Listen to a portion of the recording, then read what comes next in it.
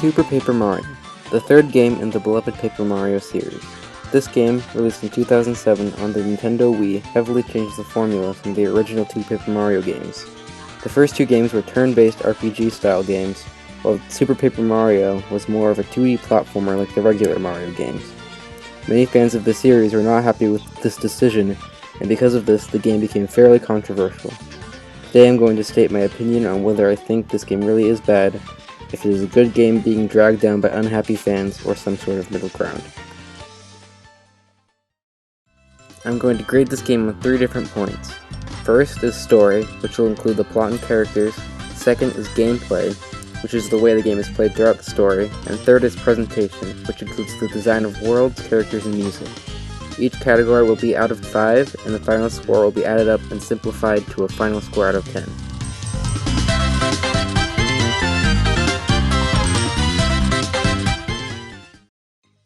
In my opinion, and I think lots of people agree, the story in Super Paper Mario is where this game shines the most. The characters and plot are both amazing, and give this flat game so much depth. Let's start off with the characters. First of all, almost every character has a distinct and interesting personality. This includes both the heroes and the villains, as well as most of the side characters. They could have very easily made these characters generic good guys and bad guys, but instead made each of them very unique and gave them all reasons for what they do. It is an absolute treat watching these characters interact on screen.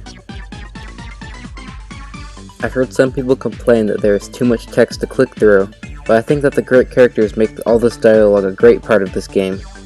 The dialogue is also necessary for the amazing plot this game has.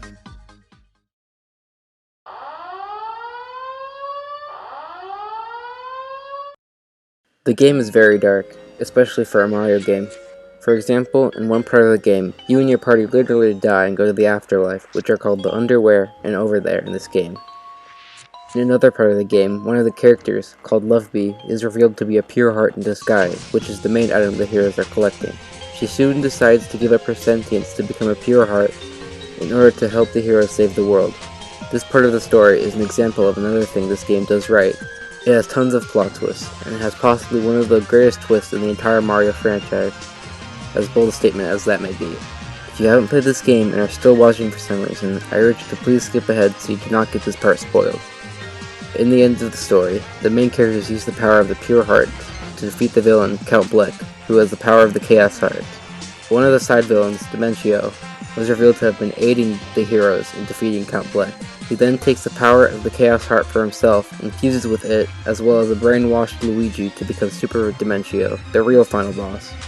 While this ending did get spoiled for me, the build-up to the scene was still extremely rewarding. I love this plot because it has a formula, but doesn't stick to it so much that it becomes predictable, even throwing it out altogether at some points. I do have a few nitpicks about the story though. One of the biggest is that the Pixels, characters that Mario collects to give them different abilities, are given barely enough dialogue when you meet them to give them a personality, but they never speak again. Despite this though, because of the previous points, I'm going to give this plot a 5 out of 5.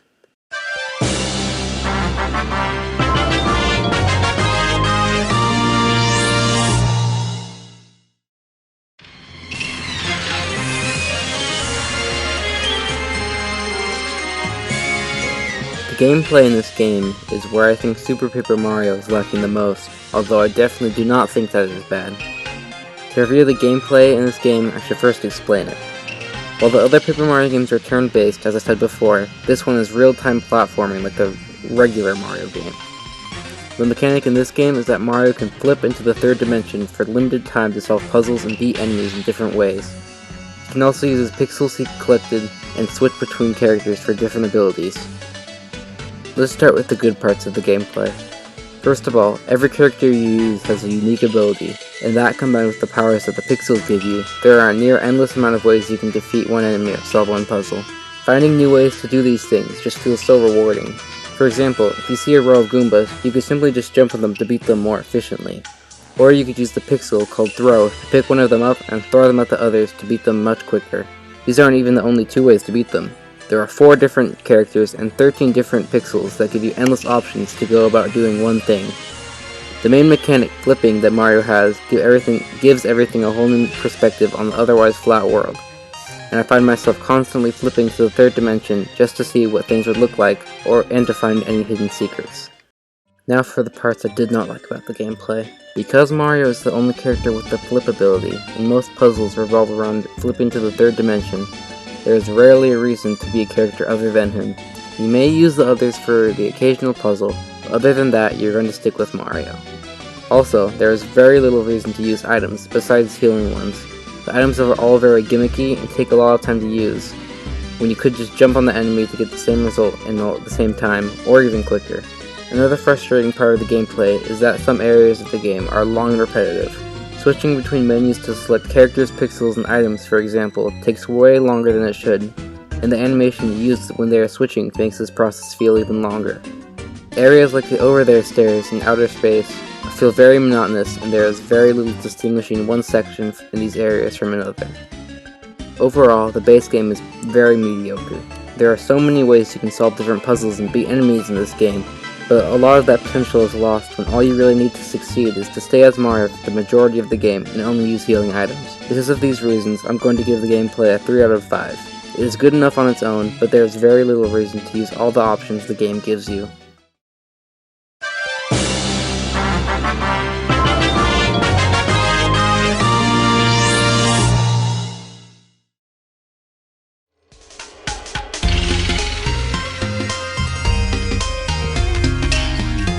To start off, I know that some people do not like the blocky design a lot of the characters have in this game. I personally like the designs very much. They are made up of a lot of simple shapes, so the characters in the worlds have a minimalist feel to it, which I enjoy a lot. This design also works because the game is set in a world separate to the Mushroom Kingdom, so it makes sense so the characters look different, and the design is a reminder of that. Another part of the design that I love is that every single world looks unique in their own way, which makes them much more memorable and lovable. The music in this game is also fantastic.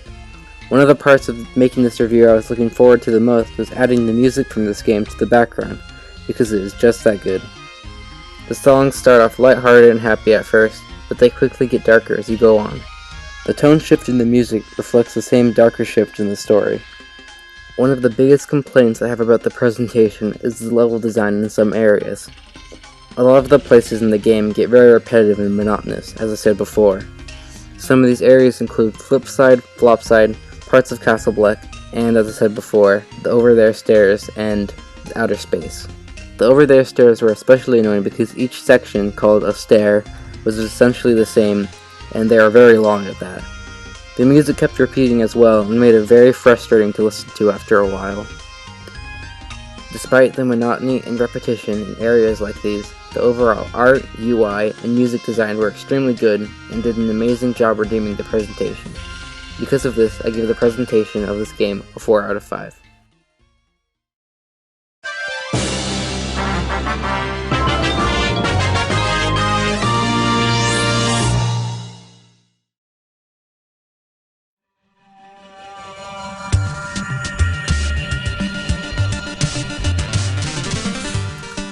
Overall, despite its major flaws and differences from its predecessors, I think that Super Paper Mario holds up as one of the good Paper Mario games.